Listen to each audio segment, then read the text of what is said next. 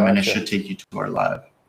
And then at the bottom, there's like the 2 people there. If you click that, you can request to join us. All right, let's see. What up, Instagram? If you guys are hopping on right now, welcome. We're about to go live. Just give us about a minute, and we'll get started.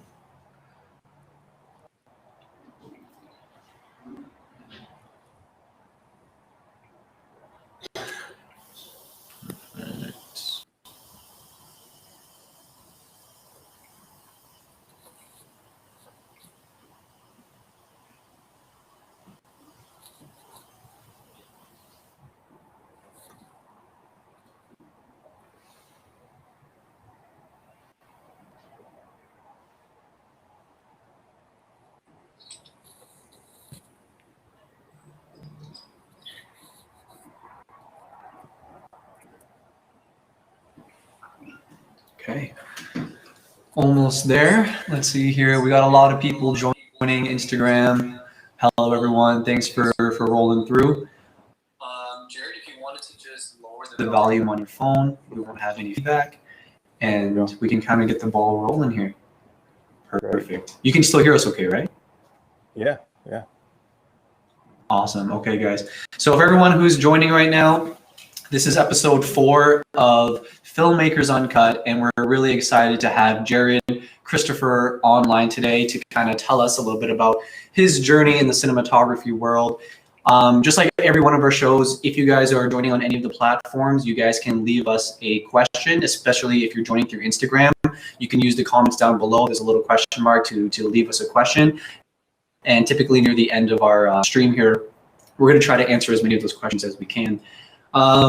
Yeah, so to get started, Jared, we would love to hear a little bio about yourself. If you could tell everybody who might be, seeing you, learning about you for the first time, a little bit about your experience, who you are, and what you do. Sure. Yeah. I had an unconventional route to filmmaking. I was actually an aerospace engineer for 5 years. Was married, had a young child at home, and was really just unhappy with my career.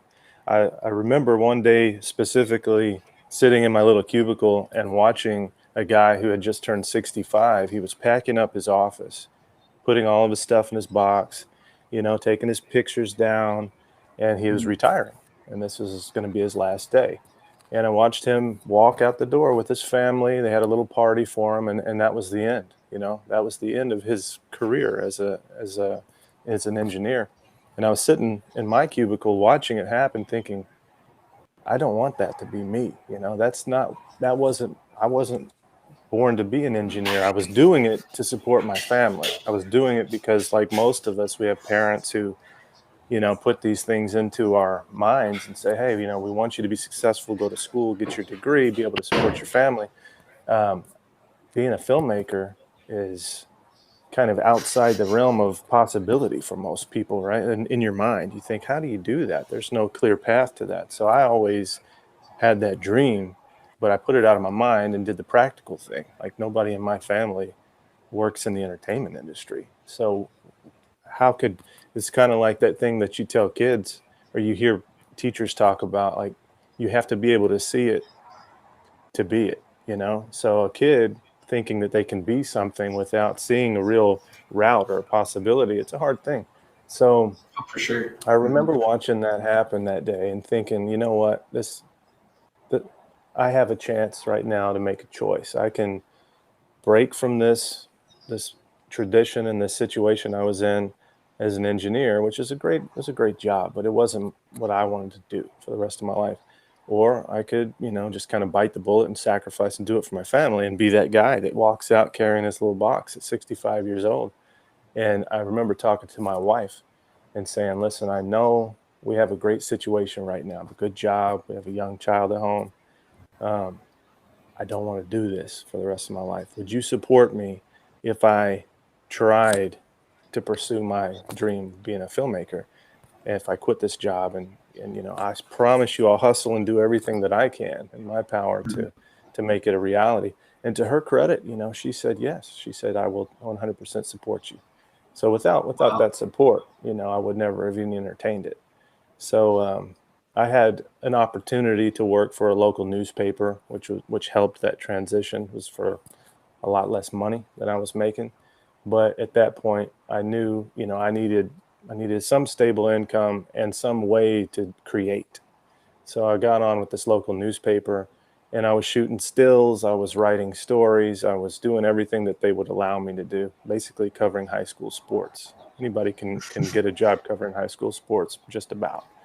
And so I did that for a number of years, had an opportunity in 2000, I guess it would be 9 or 10, to go full time with this newspaper. And they had a video journalist position open. In the meantime, I had been doing all kinds of, as you guys probably understand, you've been shooting weddings, you're shooting anything you can do to make money, shooting weddings, shooting music videos, unpaid gigs. I was shooting dental conferences, whatever I needed to shoot to make money. In the meantime, building my credibility at this newspaper. And this is around the time when, the internet speeds were such that newspapers could start putting video online and people could consume them either, through the phone or their laptop. And I remember kind of the light bulb going off thinking, okay, this is my opportunity. I've built credibility. I've spent several years at this newspaper building relationships. I've been working on my craft on the side, doing these weddings and these conferences and these little commercials for, local businesses.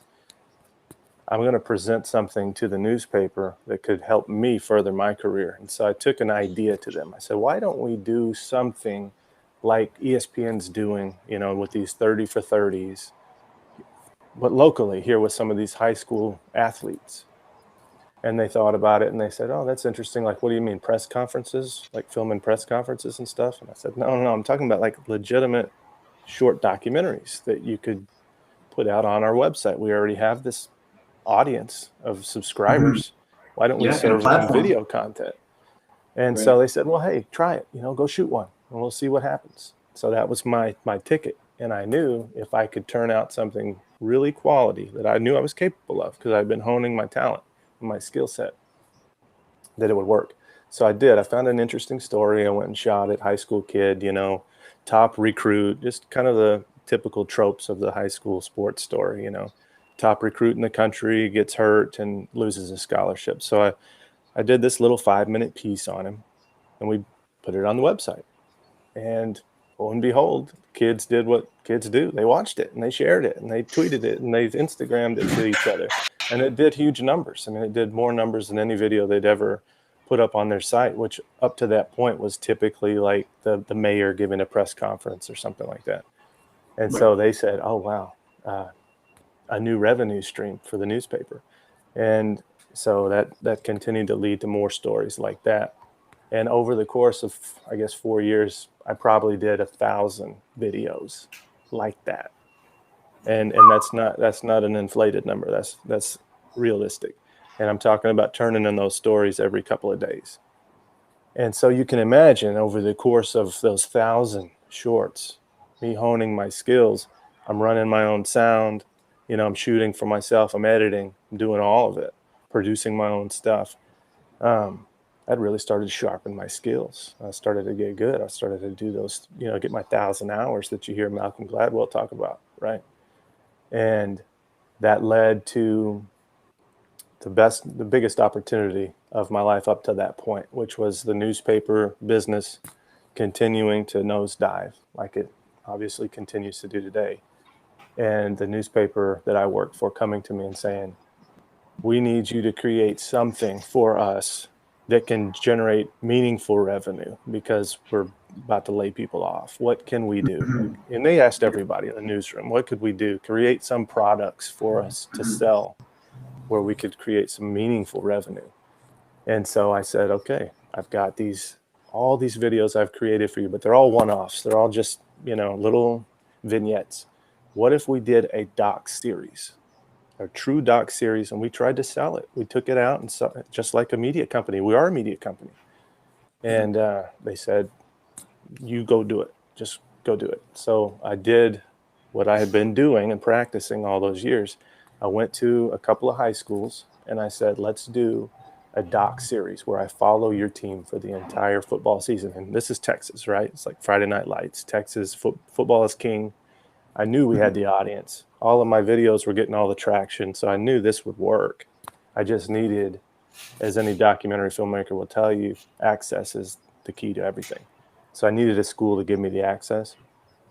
And I found a school that gave me the access. And I did. I embedded with them for an entire season. I put out weekly 10-minute episodes while shooting. So keep in mind, I've got kids at home and a wife.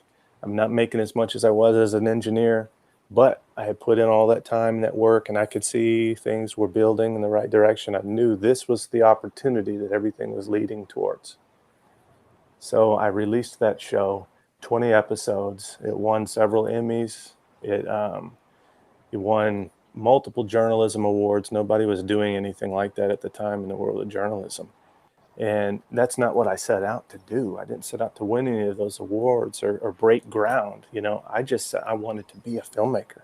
And so I was going to use every path that I had available to me to get there. If I had to create one, I was going to make one, you know.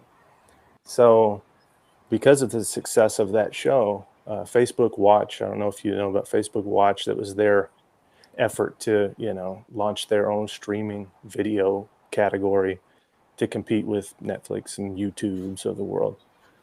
They picked it up, and it ran on Facebook Watch. It did something like 60 million views, I think, 60 million individual streams. I mean, it got crazy traction. And that did what it should do. It opened more doors. And that's what we're trying to do, right, as creators, is each project should build upon the last, and it should move us a little further down that path to where we're trying to go. You can't, everybody's got a great idea. I tell people that all the time.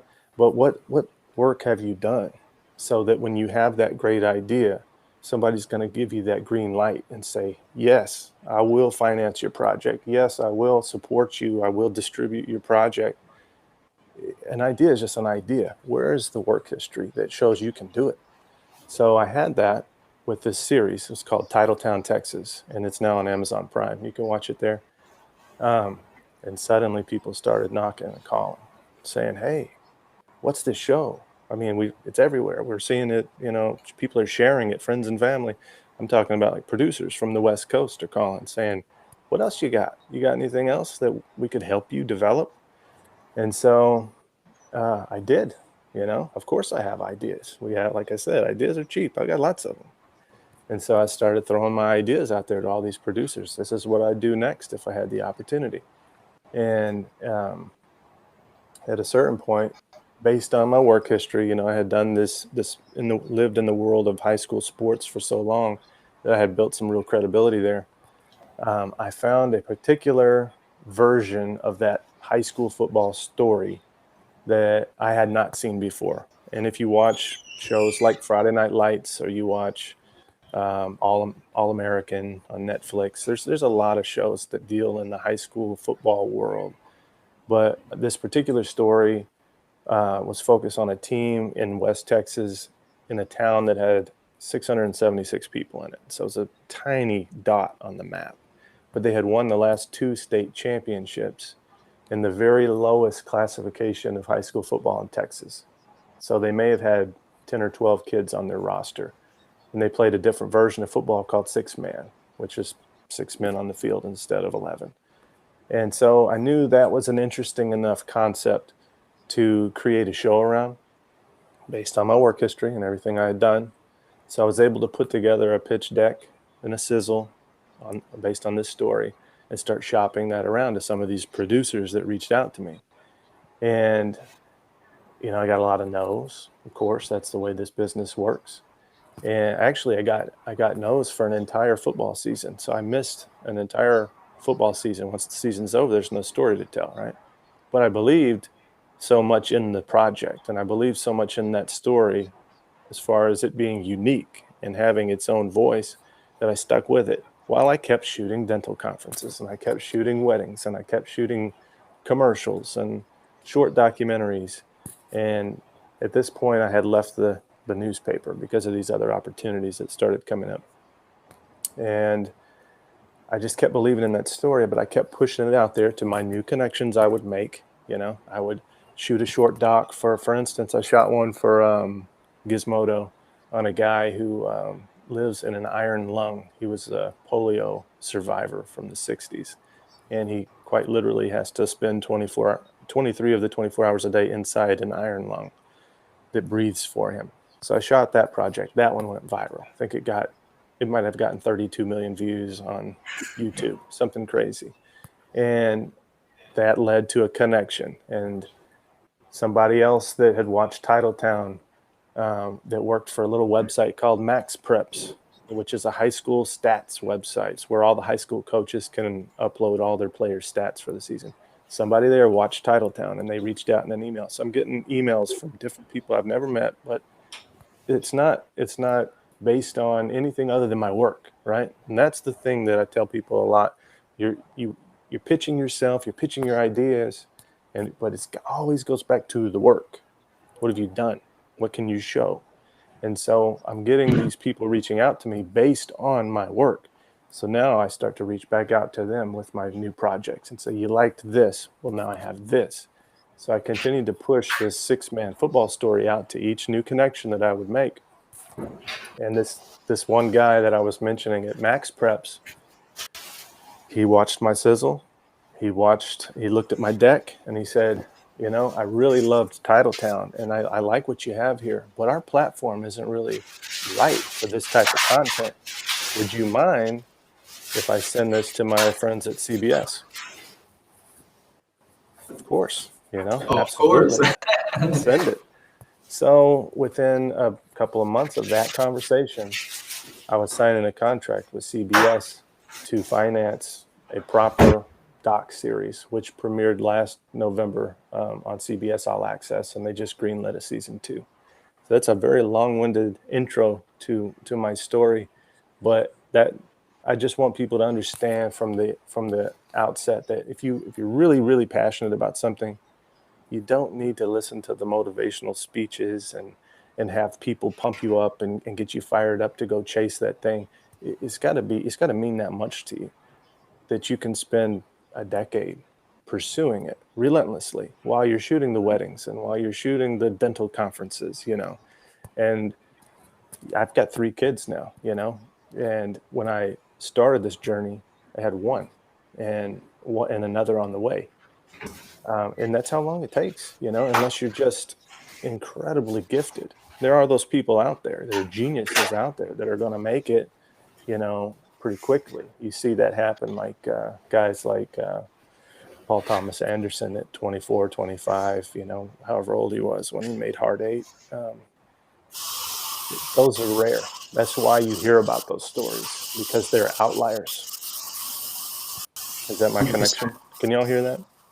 No, we can hear you 100%. Yeah, I just wanted to say I'm so glad you actually took the long route to your introduction, because I'm sure there's many people who, you know, wanted to hear that full story. There's not really a lot of chances for us to hear it from you the way that you told it, and I loved how your story, you know, it has so many golden nuggets, right? Like the struggle of giving up a stable job as an engineer to pursue filmmaking, like, you know, that is probably the biggest fear for a lot of people. Like, you know, what should I take to pursue filmmaking?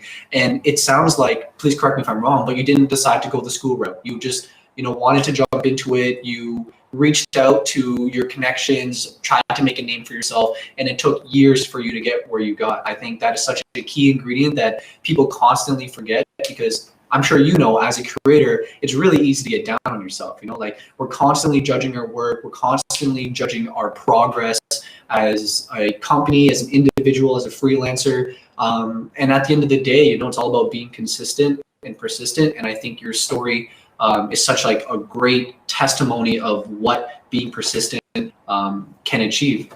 Yeah. So what a great story, seriously. Yeah, 100% agree. And I feel like the point where you gave off through that story is you had a lot of patience through it, right? And what you believed in the whole time, you were going after.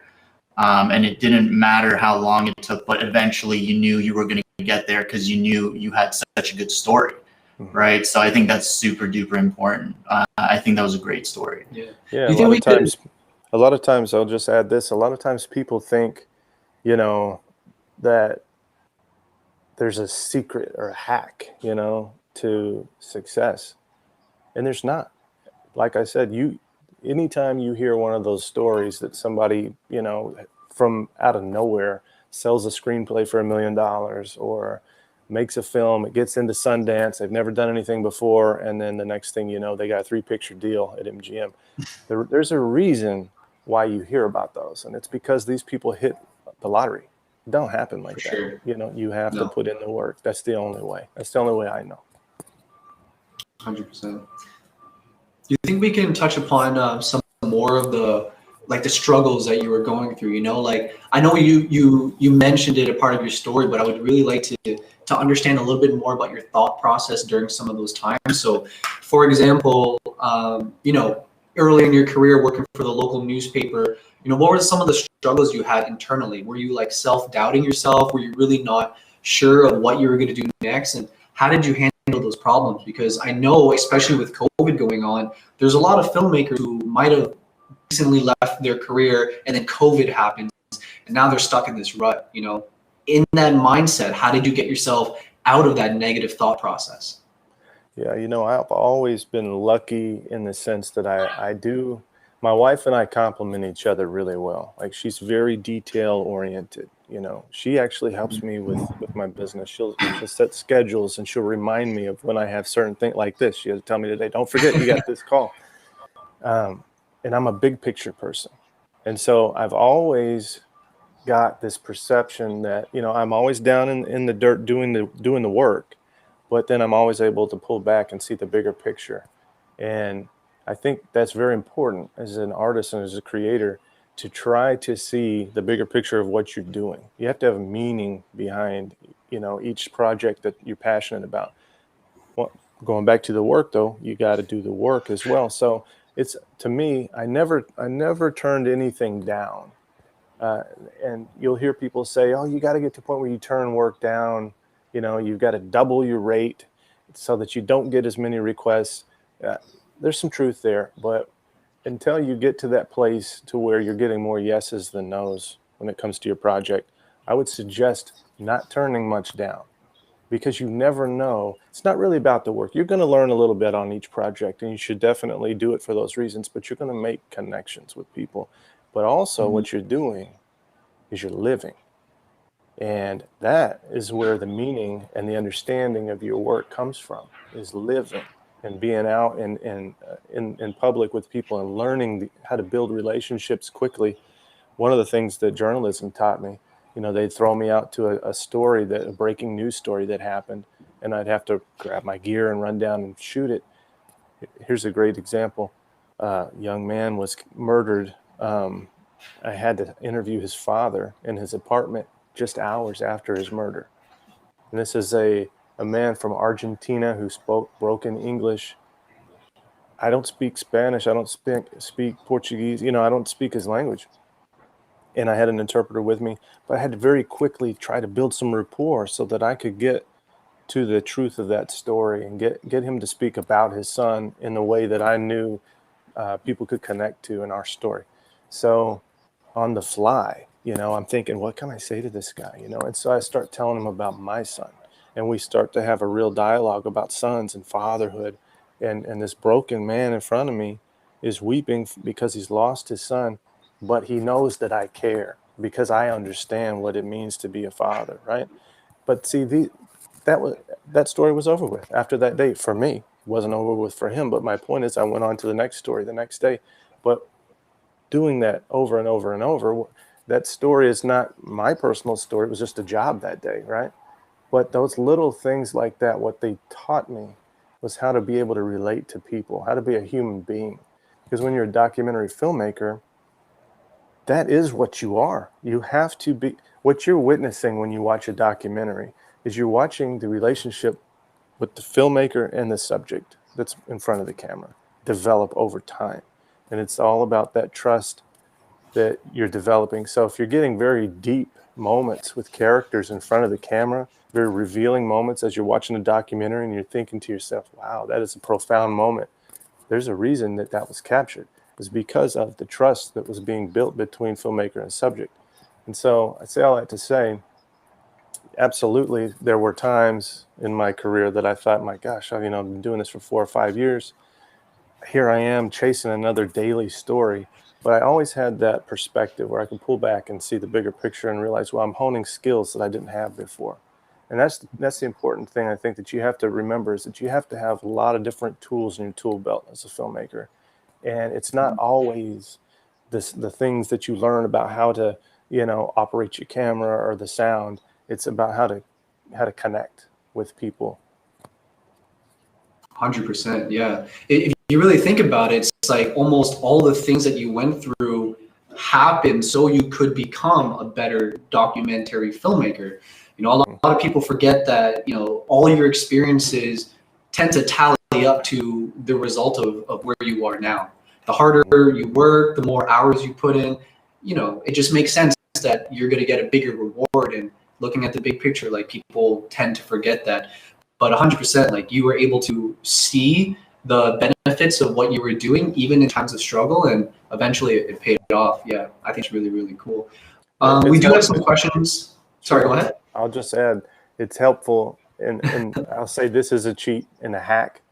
It's not one that you want to implement unless it comes as a byproduct of your relationship or whatever is supposed to happen. But when you have kids, that places a whole nother level of emotional understanding that you didn't have before. It's just how it is. You hear people say, you never quite understand love until you have a child, or, all those things seem a little far-fetched, but when it happens to you, suddenly that does something to you. And to be specific about it, when my son was born, like I said, my wife was pregnant with my daughter whenever I made this decision to leave engineering. I remember thinking, if I work really hard as an engineer, I can give them a good life. And I can tell them to chase their own dreams and pursue the things that they're passionate about. But if I sacrificed my dreams so that they can pursue theirs, will they ever wonder if their dreams are actually within their reach? If I didn't chase my own, So I thought, well, what kind of father do I want to be?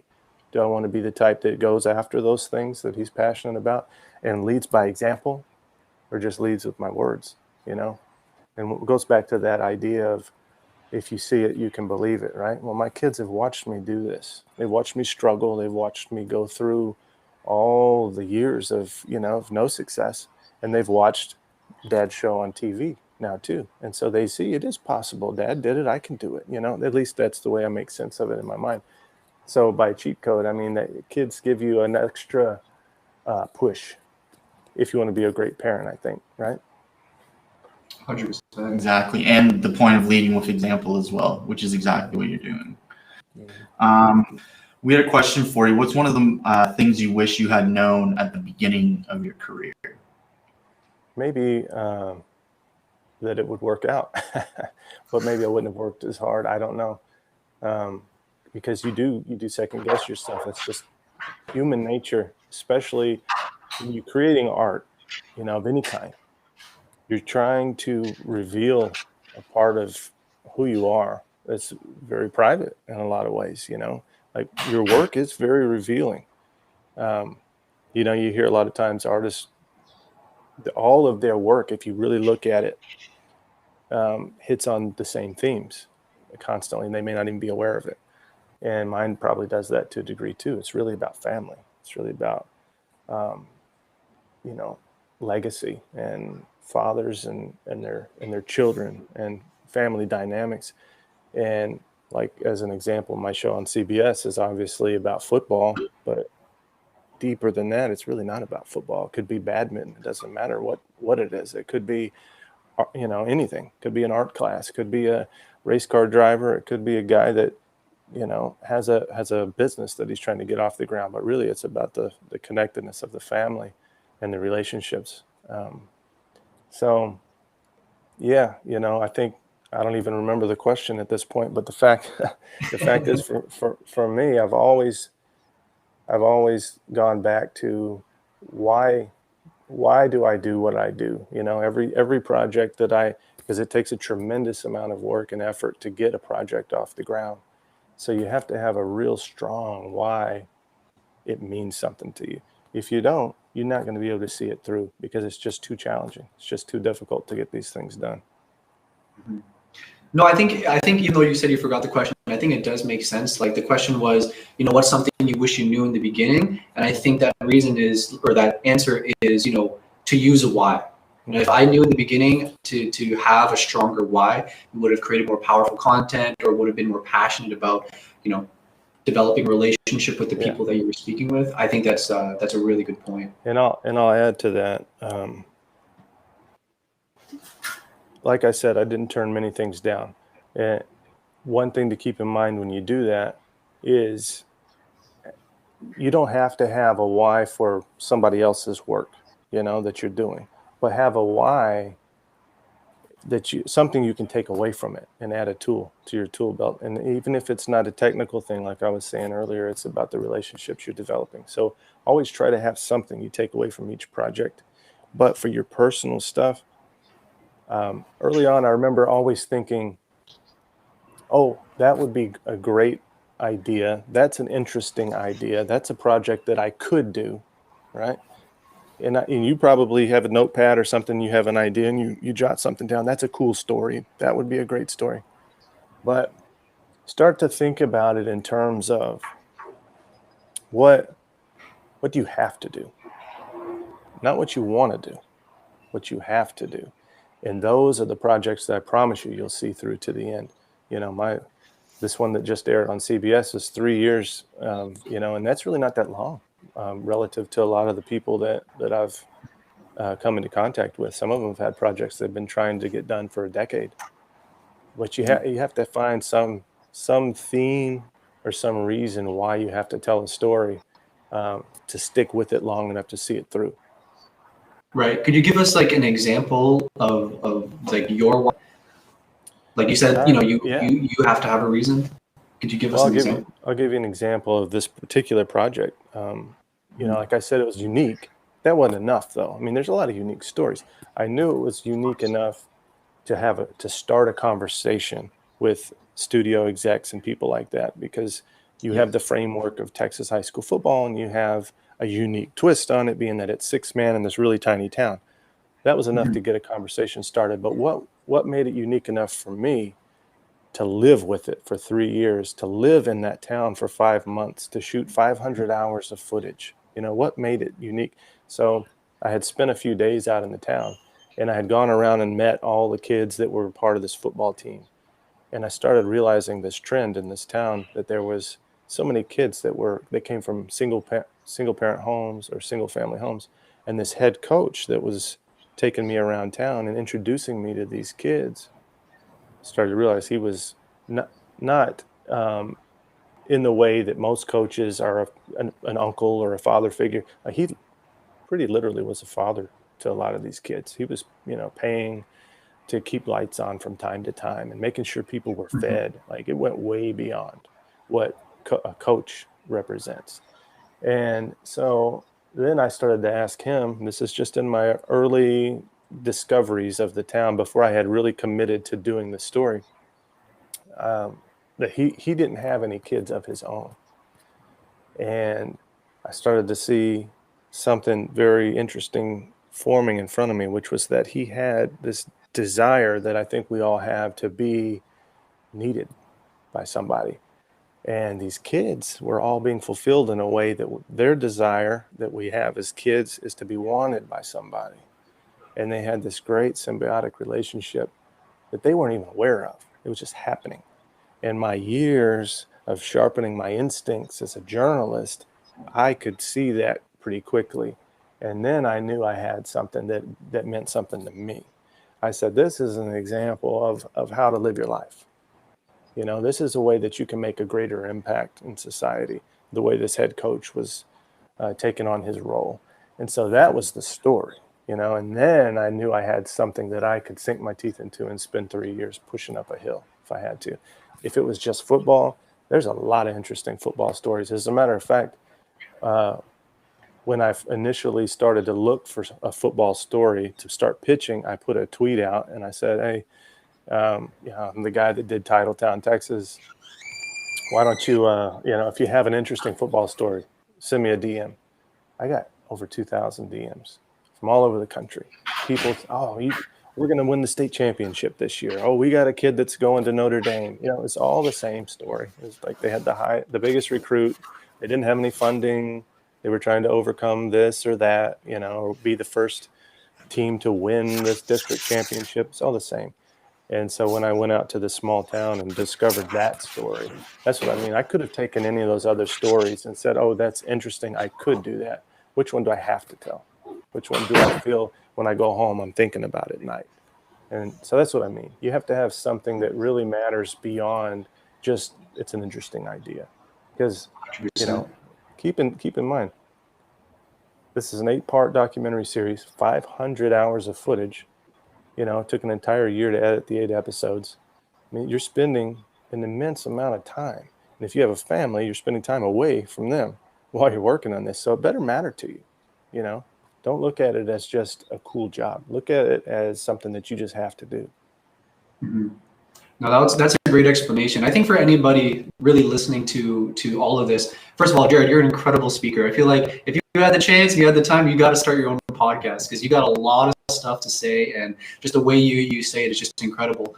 But back to the point I was trying to say is that for anybody also pursuing documentary, style of work, I mean, this is going into the mindset of somebody who's been doing this for 10 plus years and who has credible experiences and incredible results.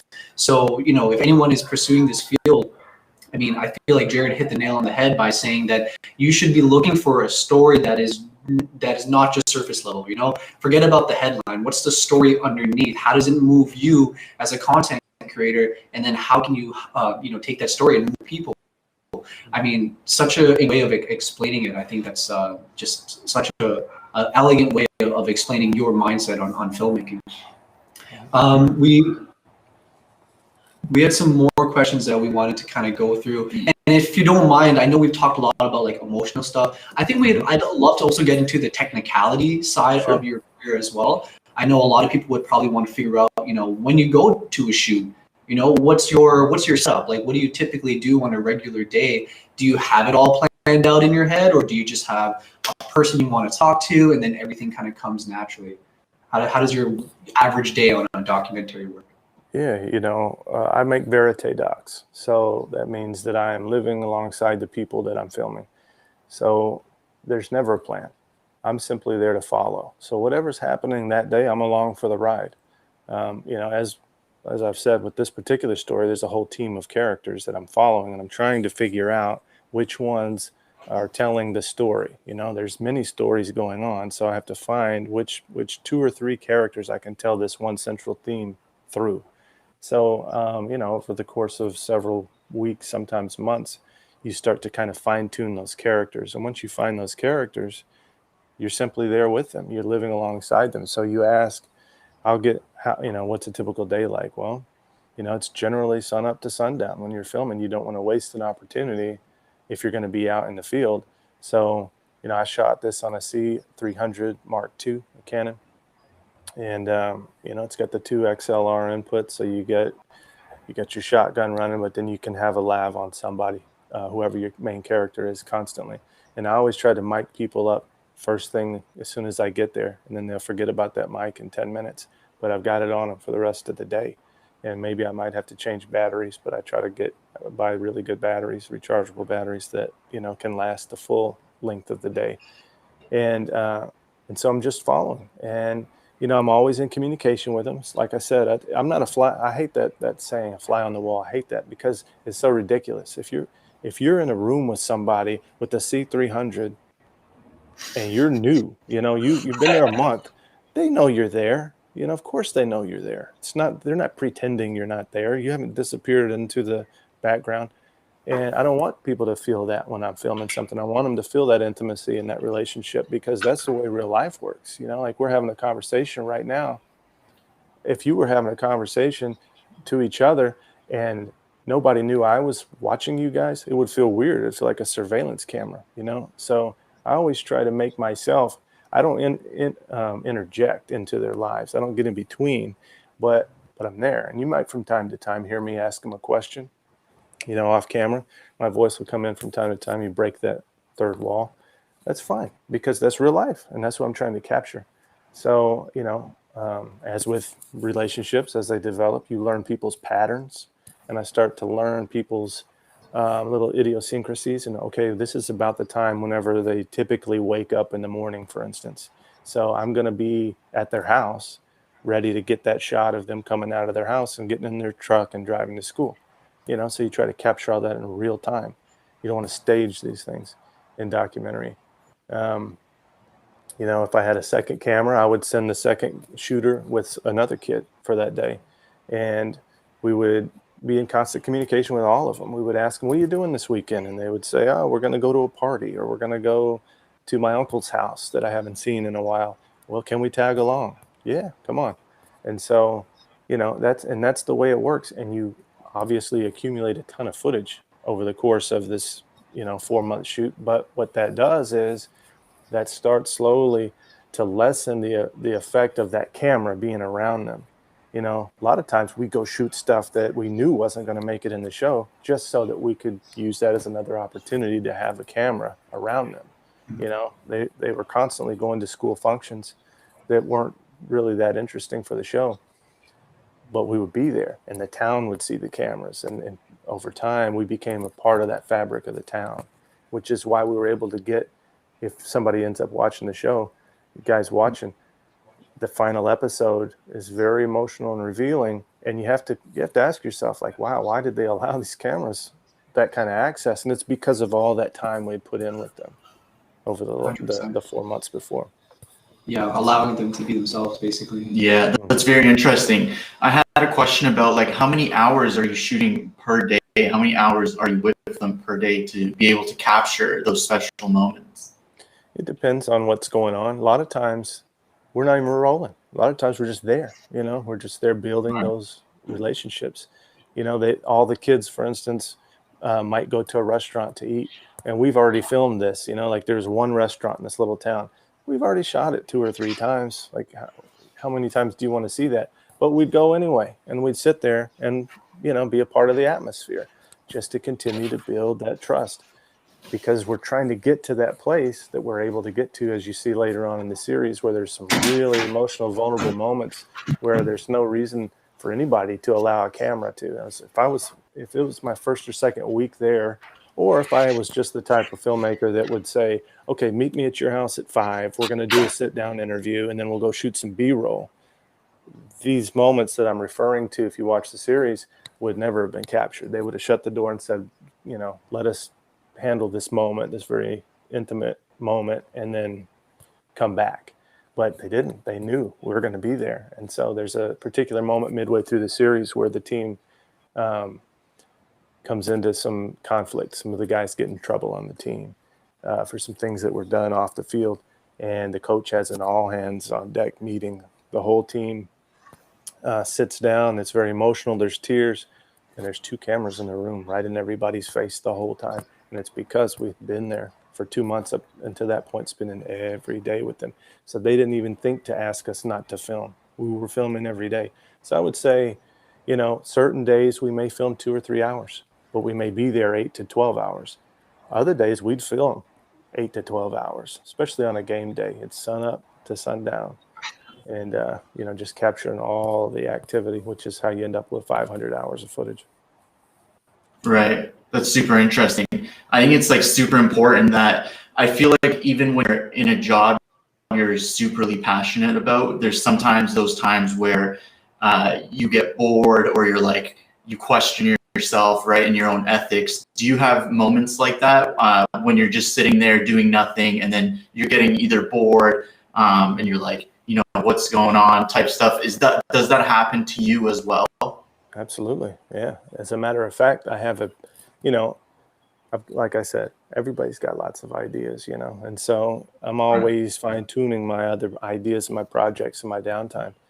But over the course of doing this for the last decade, yeah, I've had those moments where I'm sitting on set and I'm bored. Life is boring a lot of times. What you're seeing in a documentary is a curated version of life. And so, yeah, all this extra stuff that gets cut away is largely boring. So I've had, I don't know if you're familiar with the filmmaker Kelly Reichardt. She did First Cow that came out last year, and she's done Wendy and Lucy and Old Joy. And there's a couple other filmmakers, the Dardenne brothers.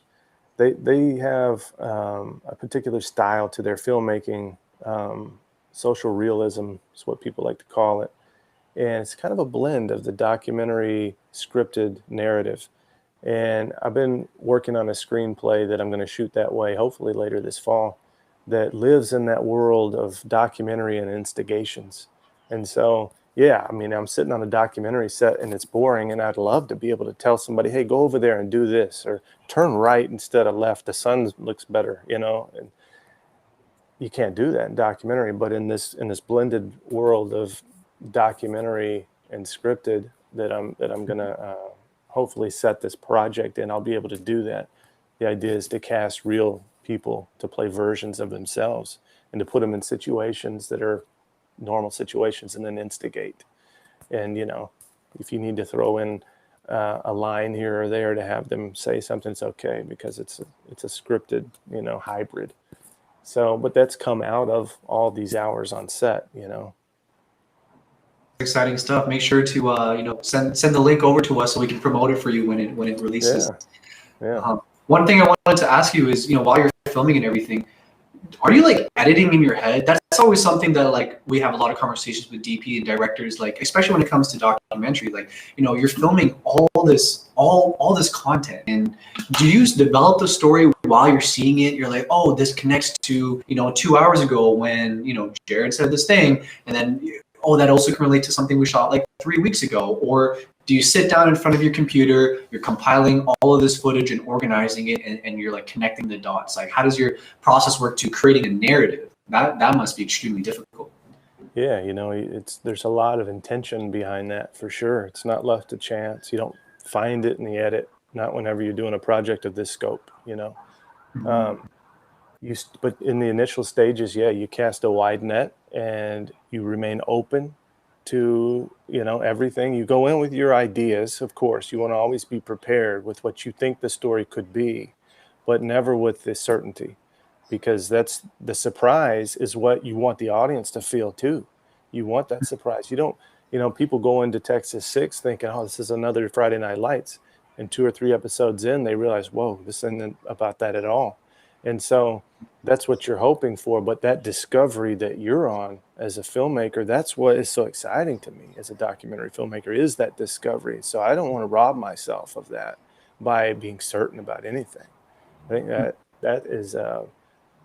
that's probably the worst thing you can do, is be certain. But always go in with intention, though. And so what I do, I have, this is for a series. I have a big cork board with 3x5 note cards, and I start off with characters, and I just write down characters' names as they start to present themselves as I'm filming, and then little scenes, just scenes. For instance, I had a scene where I was filming with the quarterback of the team last year, and he said to me, everybody thinks I'm a wuss. They think that I'm weak, and I want to prove them wrong. And then he goes downstairs, and I'm following him down. We had this whole conversation. He goes down. I'm thinking about that line, though, in my head. Like, you're the quarterback of the team. You're supposed to lead this town to the state championship. And then you're telling me that your own teammates think you're a wuss. And so I'm thinking about that. And he goes downstairs, and he's getting ready for school. And he combs his hair. He's got a part on the side. And then he gets him a little glass of milk, before school. And he looks like a little boy, just like a little kid. And he is, but he's an 18-year-old. And I remember thinking, like, those images that I just captured of him, parting his hair like his mom might do when he was 8 years old, and having his glass of milk, is the exact imagery that fits with what he just said upstairs. And then the next day I interview another kid on the team. This is a great, this became my open for the documentary. This kid is the tough linebacker, the strong kid on the team. Everybody thinks he's the hero of the team. He's getting same process. I'm just following all day. Get there early. He's getting ready for school. And I asked him about the kid that told me that he feels like everybody thinks he's a wuss. And here's the tough kid. And so I'm using what I heard yesterday in this conversation today to build on, because I know that's a powerful moment. But now I'm asking the strong kid about the weak kid. And he says, yeah, you know, people do pick on him. I told him one time, the kid's name was Blaze, the weak kid. He said, I told him, Blaze, don't worry about what other people think. You be you. And I thought, wow, that's so powerful. Now I have the big tough kid who's kind of protecting the kid who's being bullied from the other kids. Then this kid goes to get ready, and he's got long hair. It's flipping out the back of his hat. He's cool, you know, and he goes and hops in his truck and drives off and as the sun is rising. And I'm thinking that imagery tells so much about what they just revealed to me. You know, this kid's full of confidence. You know, he's kind of cocky. He's got his hair flipping out the back of his hat, but he's got a tenderness about him that he can protect the kid that's being bullied.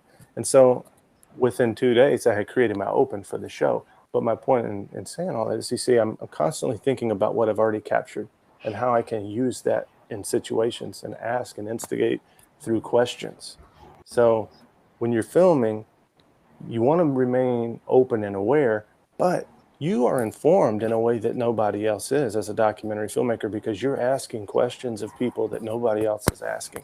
Nobody's asking that young man, you know, his fears and his vulnerabilities. Who asks you that on a daily basis? Nobody does. But as a documentary filmmaker, that's your job. So you're able to use those things in your future shoots. So always be mindful of what you've already got, and don't just think about from an editing perspective, a technical perspective, but use that in your conversations with your subjects. I just wanted to quickly touch upon something that you said that I'm actually really interested in learning about. But I'm curious to know if you know, as your team being a part of this community, did you see like a change in the behavior, or, you know, what was going on in that being a part of it, and as you mentioned, like instigating these relationships and, you know, discovering these connections between people? Did you find that being a part of their world for the 4, 5, 6 months that you were there actually changed their lives, like personally, like deep down and within them, like change from being a part of that? I know that my goal is to never allow what I do to impact them in that way, either positively or negatively, because I'm simply there trying to capture who they are. So I would say, I hope not in that regard. But what happens is when the project comes out and it has a life of its own, and an audience starts to watch it, and the audience starts to become attached to these people, and they start to see similarities in their own stories. And so, for instance, Blaze, the kid that I mentioned, the quarterback who was kind of humble and innocent, he badly needed some braces. And, you know, that was never touched on in the show. We just filmed and we did our job and we told his story as honestly as we could.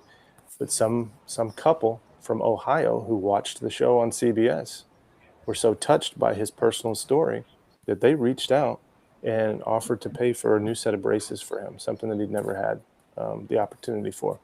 And so today, Blaze has a full set of braces, fully paid for by some audience member. Without us being able to tell that story, you know, that does change his life in a very literal way. But our goal while we're there is to try to capture their life, not to interfere with it in any way. And the way that I think we do that, if you guys shoot, you know how it is. When you bring a camera around people initially, they are going to act a little different. They're going to be aware of it. It's in the room. It's different. They're going to look at it. They're going to spike the camera. You know, it's time though.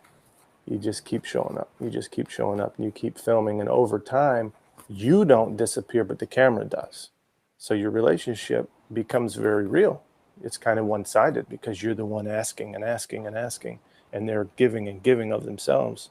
So it's a weird relationship. And then at the end you leave, and it's odd. It's kind of like a breakup, but the goal is to always try to allow them their space and to not give so much of yourself that it gets in the way of their own story, because you're serving their story.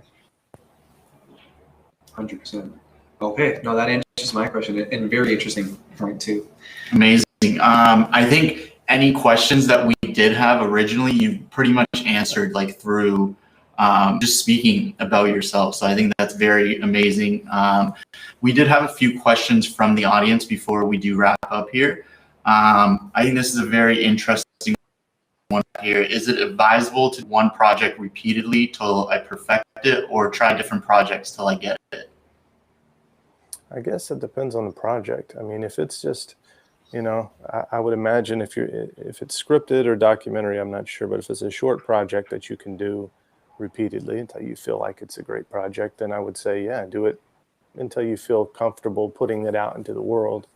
But I wouldn't get so caught up unless it's a very important project. In other words, something to do with your family or something that you're leaving behind as a legacy. Like for instance, if I was going to create something about my grandfather, who I have the utmost respect for, I would do that and work on that and tweak that until I felt it was perfect. If it's just a stepping stone to the next thing, you need to move on from it, because nothing's going to be perfect. You're going to look back at your stuff and you're going to hate it, no matter how good you are, no matter how many times you've done similar work. You're going to find the flaws in it, but that's because you have the context of what's around. When you've done a project, what you had to cut away and what you've had to throw warp stabilizer on. All the flaws are visible to you, so you have to kind of divorce yourself from that and move on to the next one so you can continue to grow. Right. Amazing. Well, I think we're about to wrap it up here on our end. Jared, did you have any promotions you want to put out there? Where can people find you if they want to hear or learn more about you? Where can they go to find you? Yeah, you can find me on Instagram, and obviously, I might, if you drop me a DM, I might be able to help you from time to time and steer you in the right direction. Check out Texas 6, obviously, on CBS All Access, which is, I think in March, it's going to be converted to Paramount Plus. And they greenlit season 2 of Texas 6. So later this fall, we'll have a season 2, same town, same team, different kids. And got a bunch of other projects in the works. But yeah, I would say go find me on Instagram and watch Texas 6. Give it a watch. I think you'll enjoy it. Amazing. For people listening to the podcast, what is your Instagram they can find you under? Yeah, it's my first name, Jared, Jared, and then my middle initial, which is the letter L, and then the period, and then my last name, Christopher. Jared L, and then a period, Christopher. Amazing. Awesome, my dude. We got so much value out of this. I think me and Danny both learned a superb amount of stuff from you.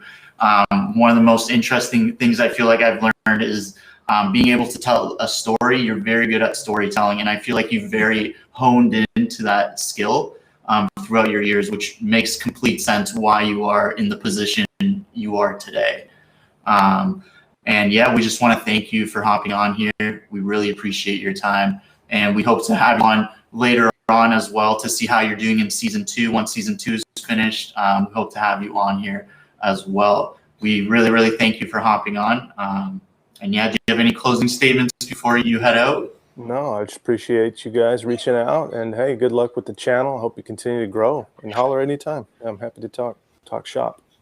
Amazing. Thank you, Jared. We appreciate it. Awesome. Have a good day. We'll talk to you soon. All right, man. Amazing. Guys, if you're still on here, we just want to promote our next guest for the podcast. Next Tuesday, 1 p.m. Eastern, we're having on John Archibald. John, after graduating in applied photography course in 1988 from Sheridan College, John went to work at Templeton Photo Studio, CBS's The Journal, and the Midway freelance work in Toronto's film and television industry. 3 of his latest projects as property master, he's worked on Schitt's Creek, Private Eyes, and with an E, have met with acclaim. John is currently in Innisfil, but he'll be on the show next week. So make sure you guys tune in and watch him Tuesday, 1 p.m. If you guys tune into the podcast, we really appreciate you guys tuning into the podcast. I hope you guys really enjoyed it. If you could give us a rating, if you are on here, we'd love to hear your review and see how you liked the podcast in itself. Aside from that, I hope you guys enjoyed, and we'll see you on the next one. See you guys on the next one. Awesome. Later, Instagram.